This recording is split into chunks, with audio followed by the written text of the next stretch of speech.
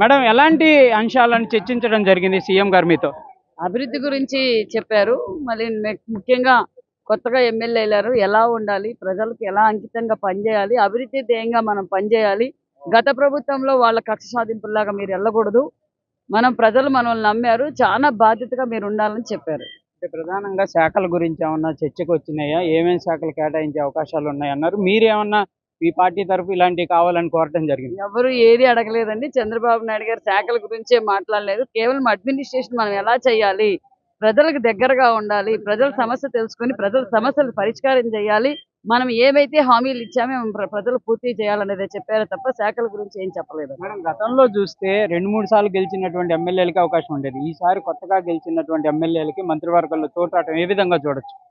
చంద్రబాబు నాయుడు గారు ఎప్పుడు బీసీలకు ప్రాధాన్యత ఇచ్చే పార్టీ తెలుగుదేశం పార్టీ, మహిళలు గౌరవించే పార్టీ తెలుగుదేశం పార్టీ. అదే విధంగానే ఎప్పుడు ఇది ఒక యూనివర్సిటీ, ఎమ్మెల్యేలు తయారు చేసే యూనివర్సిటీ అది తెలుగుదేశం పార్టీ. గతం నుంచి ఆ చరిత్ర ఉంది, మీకు అందరికీ తెలిసిన విషయం. ఇప్పుడు కూడా కొత్త వాళ్ళకి ఇంతమందికి అవకాశం ఇచ్చారు అంటే ఆయన ధీమా, నేను వాళ్ళతో పని చేయించుకో, రాబోయే తరానికి వీళ్ళందరూ అవసరం అనే విషయాన్ని గ్రహించి ఈరోజు మాలాంటి యంగ్స్టర్స్ అందరినీ ఎంకరేజ్ చేశారు. పరిపాలన పూర్తి స్థాయిలో ఎప్పుడు ప్రారంభం కాబోతుంది మేడం? ఎప్పుడో అయిపోయింది. 4వ తారీఖు నుంచే పరిపాలన మొదలైపోయింది. ఆల్రెడీ అమరావతి పనులు అవుతున్నాయి. పోలవరం కూడా దగ్గరలోనే మేము అందరం వెళ్తున్నాం. రేపు సెక్రటేరియట్కి కూడా చంద్రబాబు నాయుడు గారు క్యాబినెట్ అంతా వెళ్తుంది. ఇంకా ఎక్కడండి, పరిపాలన ఆల్రెడీ 4వ తారీఖే మొదలైంది. కంపల్సరీగా కీలకమైనటువంటి పదవుల్లో మీ పేరు వినిపిస్తుంది. ఎందుకంటే మహిళల కోటాలో కూడా ఎలాంటి పదవులు మీరు ఆశిస్తున్నారు? మీ ప్రజల నుంచి ఏమన్నా డిమాండ్లు ఉన్నాయి? నాకు ఏ డిమాండ్ లేదు సార్. చంద్రబాబు నాయుడు గారు ఏ బాధ్యత పెడితే అది చేయడానికి నేను సిద్ధంగా ఉన్నాను. Thank you.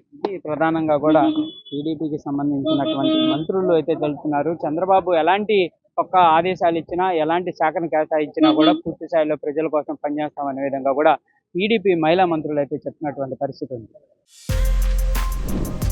For more videos like this, subscribe Big TV channel.